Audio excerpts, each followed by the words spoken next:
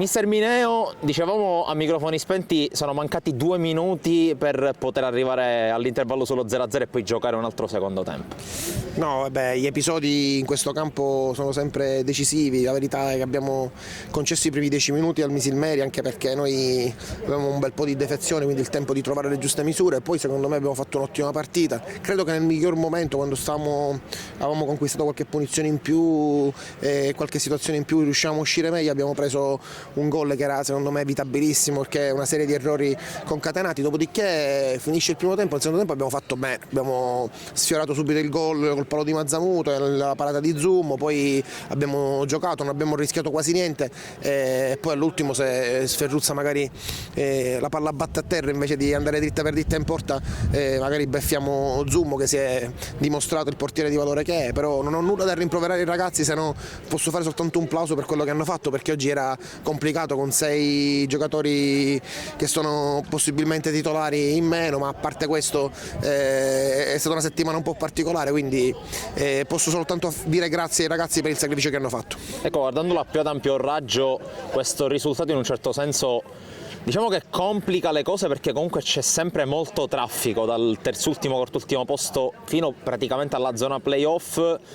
Questo agevola oppure complica le cose per una squadra che comunque parte con l'obiettivo della salvezza? No, noi dobbiamo lavorare e giocare in questo modo, nel senso che se noi giochiamo tutte le partite con lo spirito che abbiamo messo oggi in campo, credo che alla fine ci tiriamo fuori, quindi questo è l'obiettivo. Ci sono ancora 14 partite, i punti a disposizione ci sono, quindi sicuramente un crocevia importante, però secondo me sono sconfitte e sconfitte. Questa è una sconfitta che diciamo secondo me ci fa meno male dal punto di vista morale, perché ripeto, abbiamo secondo me fatto bene, e se fosse stato pareggio credo che non avremmo rubato nulla.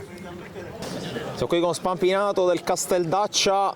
Come dicevamo con Mister Mineo, mancava veramente poco per portare a casa quantomeno il primo obiettivo, quello di arrivare all'intervallo in parità. Poi è arrivato il gol di Pavesic, ci ha cambiato tutto. Sì, peccato, è stato una partita difficile, perché comunque l'avevamo approcciata bene, era comunque una partita difficile contro una grande squadra, però comunque al fine del primo tempo abbiamo subito il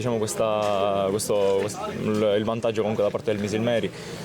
Diciamo che in questa partita gli episodi ci sono girati male, diciamo che ci hanno condannato, perché loro hanno avuto un unico episodio, questo, mentre a noi l'episodio del palo non ci è andata bene. Cosa vi è mancato soprattutto nel secondo tempo? Forse il fatto di non avere troppi cambi in panchina. Esatto, oggi avevamo 6 infortunati, 2 squalificati, insomma quando una squadra si deve salvare comunque determinate pedine sono fondamentali per raggiungere l'obiettivo.